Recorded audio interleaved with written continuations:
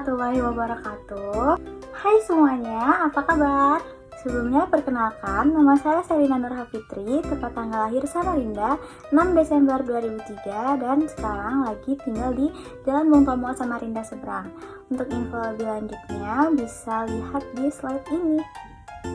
Oke, kita masuk ke materi pembelajaran pada video ini.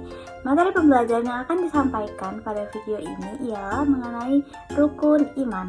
Jadi, sebelum kita masuki apa aja sih rukun iman itu, kita harus tahu dulu bagaimana pengertian dari rukun iman. Rukun artinya adalah dasar atau pokok, sedangkan iman artinya adalah kepercayaan. Jadi, rukun iman adalah dasar kepercayaan atau pokok kepercayaan Islam yang harus diamalkan oleh seluruh umat beragama Muslim atau orang-orang yang beriman.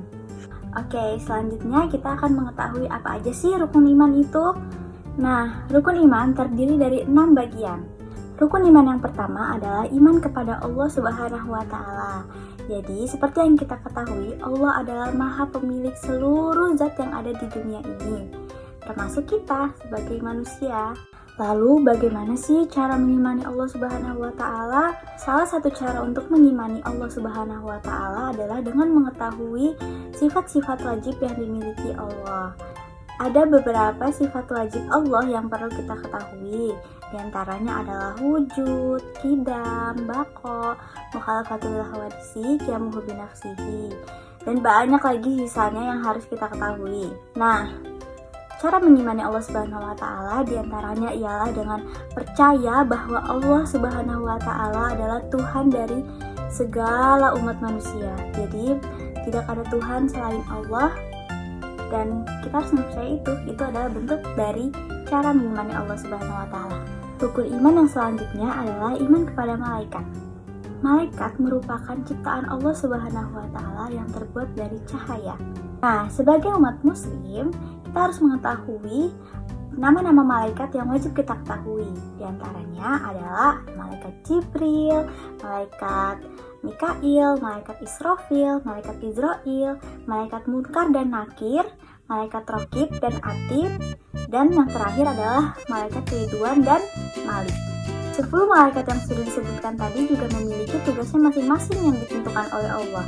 Yang pertama, malaikat Jibril ditugaskan untuk menyampaikan wahyu, malaikat Mikail ditugaskan untuk memberi rezeki, malaikat Israfil ditugaskan untuk meniup sangkakala, malaikat Izrail untuk mencabut nyawa, malaikat Munkar dan Nakir itu memiliki tugas yang sama, yaitu menanyakan dalam kubur.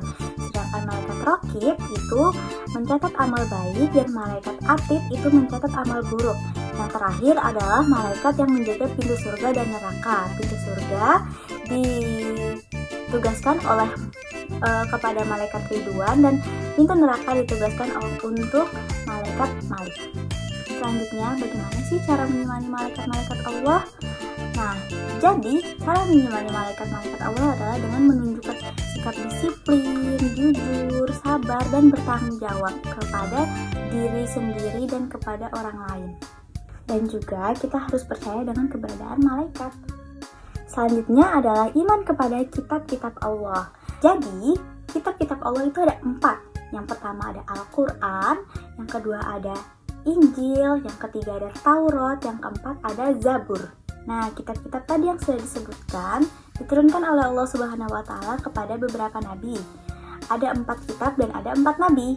Kitab yang pertama adalah kitab Al-Quran. Kitab Al-Quran ini diturunkan Allah Subhanahu wa Ta'ala kepada Nabi Muhammad SAW. Selanjutnya, kitab Taurat diturunkan oleh Allah Subhanahu wa Ta'ala kepada Nabi Musa alaihissalam. Selanjutnya, yang ketiga adalah kitab Injil diturunkan Allah Subhanahu wa Ta'ala kepada Nabi Isa alaihissalam. Dan yang terakhir, kitab Zabur diturunkan oleh Allah Subhanahu wa Ta'ala kepada Nabi Daud alaihissalam. Lalu, bagaimana sih cara mengimani kitab-kitab Allah?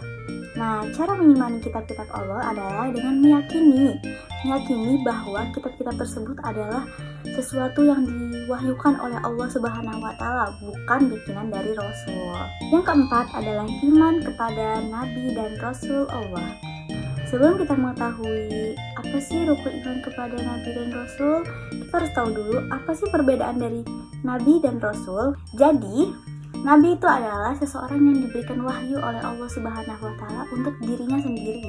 Sedangkan Rasul adalah seseorang yang diberikan wahyu oleh Allah Subhanahu wa taala untuk disampaikan kepada umat-umatnya. Wahyu yang diturunkan oleh Allah Subhanahu wa taala kepada Rasul tersebut yang telah disampaikan kepada umat-umat Islam itu dimanfaatkan untuk menjauhkan kita dari kesesatan dan memberikan kita keselamatan di dunia dan akhirat. Lalu, cara mengimani Nabi dan Rasul bagaimana? Nah, cara mengimani Nabi dan Rasul adalah dengan selalu mengucapkan salawat tauhid atau salawat Rasul, atau yang biasa kita sebut dengan 2 kalimat syahadat yang berbunyi asyhadu alla ilaha illallah wa asyhadu anna muhammadar rasulullah. Jadi yang artinya saya bersaksi bahwa tidak ada Tuhan selain Allah, dan saya bersaksi bahwa Nabi Muhammad adalah utusan Allah. Rukun iman yang kelima adalah iman kepada hari kiamat atau hari akhir. Hari kiamat atau hari akhir ini adalah hari di mana Allah Subhanahu wa taala menghancurkan seluruh isi dunia dan meminta manusia untuk mempertanggungjawabkan atas segala perbuatannya yang dia lakukan di dunia ini. Lalu, bagaimana sih cara mengimani hari kiamat? Nah, caranya adalah dengan rajin beribadah kepada Allah Subhanahu wa taala dan menjauhi segala larangan yang dilarang oleh Allah Subhanahu wa taala. Kita sudah berada di rukun iman yang terakhir, adalah rukun iman kepada qada dan qadar. Qada adalah ketetapan Allah Subhanahu wa taala sebelum penciptaan alam semesta atau yang disebut dengan zaman azali. Sedangkan qadar adalah ketetapan Allah Subhanahu wa taala yang disebut dengan takdir. Terakhir, cara mengimani qada dan qadar adalah dengan cara berzikir, berdoa, tidak meninggalkan sholat, selalu mengingat Allah Subhanahu wa taala di setiap tindakan kita. Oke, sekian video pembelajaran kita mengenai materi rukun iman, dan pastinya ada banyak sekali cara agar kita dapat mengimani rukun-rukun iman yang telah ditentukan. Jadi harus diingat ya, hukum mengamalkan rukun iman itu adalah wajib. Oke, terima kasih semuanya yang sudah menonton video ini dan memahami isi dari materi yang disampaikan pada video ini. Semoga video ini bermanfaat untuk kalian semua. Sekali lagi terima kasih. Wassalamualaikum warahmatullahi wabarakatuh. Dadah.